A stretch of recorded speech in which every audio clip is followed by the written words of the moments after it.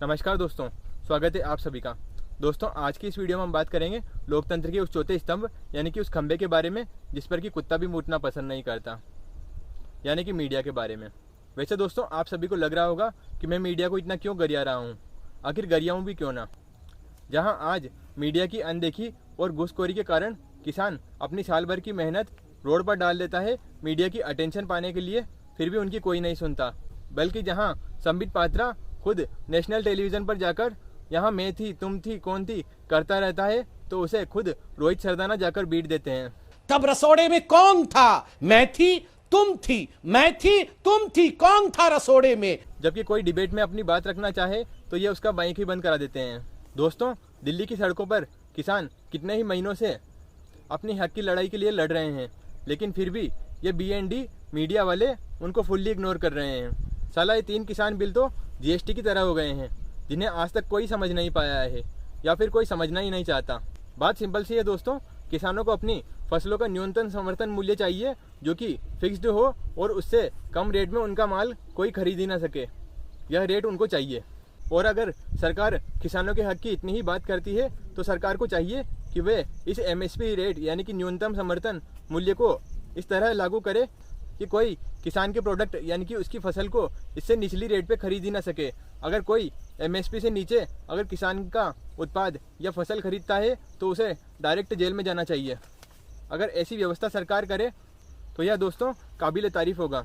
लेकिन दोस्तों, इन BND media वालों को यह बात आम लोगों तक पहुंचाने में मौत सी आ रही है। दोस्तों, आप सभी को लग रहा होगा कि मैं मीडिया वालों को बार बार BND क्यों बोल रहा हूँ। आखिर मैं इन 2 मैजिकल वर्ड्स का प्रयोग बार बार क्यों कर रहा हूँ। तो दोस्तों, ये देखो, इनको अपने ही शो में यह किताब जाने कितनी ही बार मिल चुका है। आप खुद ही देख लीजिए। मैं जवाब, ये डिबेट आगे नहीं बढ़ेगी, उन शब्दों के बिना आगे नहीं बढ़ेगी debate. Rajiv Tyagi, tonight I am clear. शब्द पर आपको खेद है? मुझे बिल्कुल भी आपके प्रति जो मैंने 2 शब्द इस्तेमाल किए हैं, अगर आप मुझे मजबूर करेंगे तो मैं दोबारा इस्तेमाल करिए सर। फिर thank you sir. No my dear friend, मैं तुम्हें भड़वा कहता हूं, दलाल कहता हूं। और बताओ मैंने कितनी बढ़िया बात कही है, और जो दर्शक आपको सुन रहे होंगे वो कह रहे होंगे अगर हम करें तो करें क्या, बोले तो बोले क्या। वाह मोदी जी, वाह वाह। वैसे दोस्तों, इन्होंने पिछले साल देश की गिरती हुई GDP, रुपये की गिरती हुई वैल्यू और किसान आंदोलन जैसे कई मुद्दों को छुपाकर ओनली ऑन रिया चक्रवर्ती और दीपिका पादुकोण का नाम जपा है। जैसे कि इन्होंने दीपिका पादुकोण के उस गाने को ज़्यादा ही सीरियसली ले लिया है कि मैं तेरा नाम जपदी फिरा। और दोस्तों, इन्होंने किया भी वही है। इन्होंने सिर्फ रिया चक्रवर्ती और दीपिका पादुकोण का नाम ही जपा है इन पूरे 2 महीने।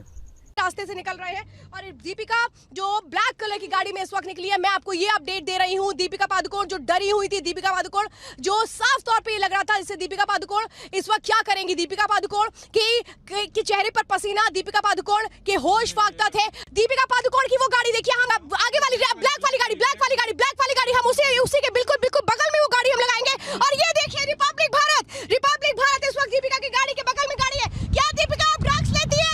दीपिका पादुकोण बताइए।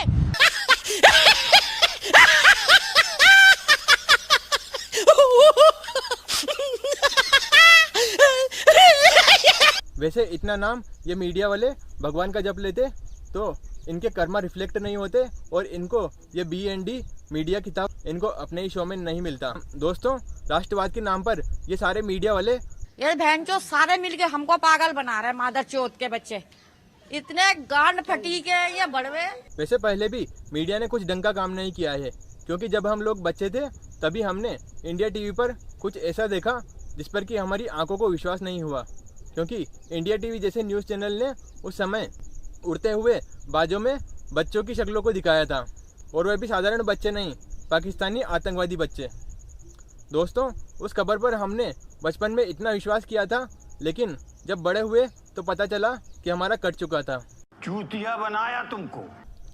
दोस्तों, इन भाई साहब ने तो 2000 के नोट में नैनो ट्रांसमीटर चिप होने की फेक न्यूज़ भी दिखाई थी। काले धन पर रोक के लिए लाए जा रहे 2000 रुपए के करेंसी नोट को बनाने के लिए state of the art nano technology का इस्तेमाल होगा। ये एक नई बात होगी। 2000 रुपए के हर एक नोट पर NGC यानी नैनो GPS चिप लगा हुआ होगा। और साथ ही में देश के प्रधान सेवक ने भी इस बात पर यह कहकर ठप्पा लगाया था कि हमने टेक्नोलॉजी का इस्तेमाल किया है। वैसे दोस्तों, एक न्यूज़ चैनल हमारी अदालत के शो के तो आप सभी लोग फैंस होंगे ही सही, लेकिन दोस्तों क्या ये हमारी अदालत के वकील साहब सभी से उतनी ही बेबाकी से सवाल पूछते हैं जितना कि वे खुद लिख कर नहीं देते? अगर दोस्तों ऐसा होता तो 2014 के इस एपिसोड में प्रधान सेवक सरकार की पैरवी करने के लिए इन्होंने गुजरात में इस शो को ऑर्गेनाइज किया था और इसमें सभी उन मुस्लिम लोगों को बुलाया था जो कि गुजरात के बड़े बड़े उद्योगपति थे और खास करके वे मुस्लिम थे।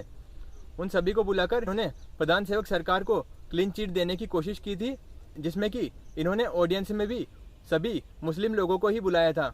लेकिन दोस्तों, बेबाकी से सवाल पूछने वाले इन वकील साहब ने क्या अपने शो के ऑर्गेनाइजर से यह सवाल पूछा कि ये ऑडियंस में सभी मुस्लिम महिलाओं को क्यों नहीं बुलाया गया? क्या वो मुस्लिम समुदाय में जेंडर इक्वालिटी को नहीं मानते हैं, या फिर ये सिर्फ टारगेट ऑडियंस बिठाकर ही हम लोगों को बेवकूफ़ बनाते रहते हैं? वैसे आपका शो ओनली फिल्म प्रमोशंस के लिए ही बनाया गया था, लेकिन आप तो पॉलिटिकल पार्टीज का भी प्रमोशन करने में लग गए हैं। चलो कोई बात नहीं दोस्तों, अब 6 न्यूज़ की बात करते हैं। दोस्तों जरा इस क्लिप को देखिए। यह क्लिप तब का है जब आमिर खान का वह असहिष्णुता यानी कि इनटॉलरेंस वाला मुद्दा चल रहा था। तभी दोस्तों इस बात पर शाहरुख खान की स्टेटमेंट दिखाई गई, जिसमें उन्होंने बोला कि हम सभी देशवासी बिना किसी का धर्म देखे, बिना किसी की जाति देखे सभी का गाना सुनते हैं, सभी की फिल्में देखते हैं। जो कोई भी काबिल हो हम सभी उन सभी को आगे बढ़ाने की कोशिश करते हैं। तो दोस्तों साफ सी बात है, शाहरुख खान ने आमिर खान की उस बात का बिल्कुल भी सपोर्ट नहीं किया जो कि उन्होंने असहिष्णुता वाले मुद्दे पर कहा था। लेकिन फिर भी इन भाई साहब ने अपनी तरह से खबरों को पेश करने का ठेका पूरा किया और ये बोला, ये सलमान खान और शाहरुख खान के राय थे, लेकिन आमिर खान इन दोनों को मीलों पीछे छोड़कर काफी आगे बढ़ गए हैं इस मामले पर। मतलब कि दोस्तों इनके इस तरह के मैनिपुलेशन से सभी लोग शाहरुख खान के उस स्टेटमेंट को गलत ही समझेंगे। दोस्तों इनटॉलरेंस के उस मुद्दे को खत्म हुए अभी 2 महीने भी नहीं हुए थे और आमिर खान की दंगल आ चुकी थी। जाहिर सी बात है दोस्तों, कुछ बोटियां गिरने की ही बात थी। इन्होंने आमिर खान की उस मूवी दंगल का प्रमोशन व्यक्तिगत रूप से किया और साथ ही में अपनी राय देते हुए सभी को फिल्म देखने के लिए कहा, जबकि 2 महीने पहले ही यह खुद आमिर खान की फिल्मों को बाइकआउट करने की बात कर रहे थे। वैसे दोस्तों अब क्या हो सकता है लोकतंत्र के इस चौथे स्तंभ का, क्योंकि ये तो सुधरने वाला है नहीं। इसलिए यह तो जनता को ही डिसाइड करना होगा कि वह हर मुद्दे पर अपनी राय सोशल मीडिया पर दे, और वह भी बिना किसी मीडिया हाउस के पूर्वाग्रह के। और दोस्तों मीडिया के इन बिकाऊ चैनल्स को देखना बंद कर दे। दोस्तों आज की वीडियो में बस इतना ही। अगर दोस्तों आप सभी को यह वीडियो पसंद आई है तो दोस्तों इस वीडियो को एक लाइक करें। दोस्तों साथ ही में इस चैनल को भी सब्सक्राइब करें। मिलते हैं दोस्तों अगली वीडियो में, तब तक के लिए जय हिंद, वंदे मातरम।